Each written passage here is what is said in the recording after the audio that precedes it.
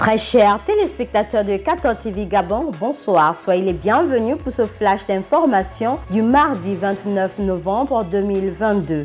Hier lundi 28 novembre 2022, le Saint-Père a reçu en audience au Vatican les membres du Collège pontifical latino-américain. Dans son discours, le pape François a manifesté sa joie et les a exhortés à être des disciples et des missionnaires proclamant l'évangile à ceux qui n'ont pas encore fait l'expérience de l'amour et de la miséricorde du Seigneur.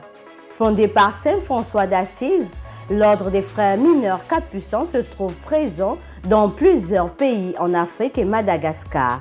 Du 21 novembre au 26 novembre 2022, le père Piotr Rotnia, curé de la paroisse Saint-Thomas d'Untum et délégué des Capucins du Gabon, a pris part à la rencontre des provinciaux et les délégués des différentes circonscriptions de l'ordre capucin en Afrique qui s'est tenue à Addis Abeba en Éthiopie.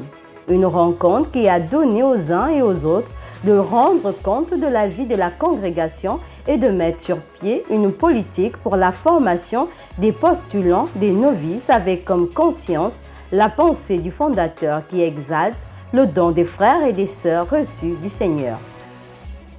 C'est ce mardi 29 novembre 2022 que s'est ouvert à la communauté des béatitudes une session de la sous-commission de la pastorale de la santé. Pour cette première journée d'ouverture, nous relevons la participation des délégués des différents diocèses. Cette session s'achèvera le mercredi 30 novembre 2022.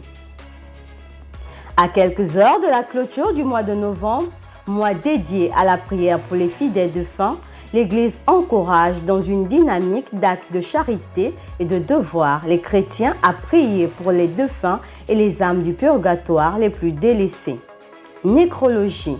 La présidence du Symposium des conférences épiscopales d'Afrique et de Madagascar, dans un communiqué, a annoncé le décès de Richard Cardinal Kouya Bavob, évêque de Wa au Ghana, survenu le dimanche 27 novembre 2022 à Rome en Italie.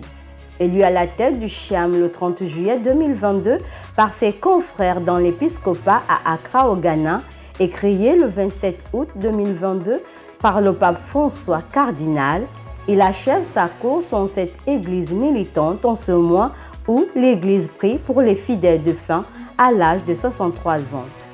Puisse-t-il trouver grâce auprès du Seigneur.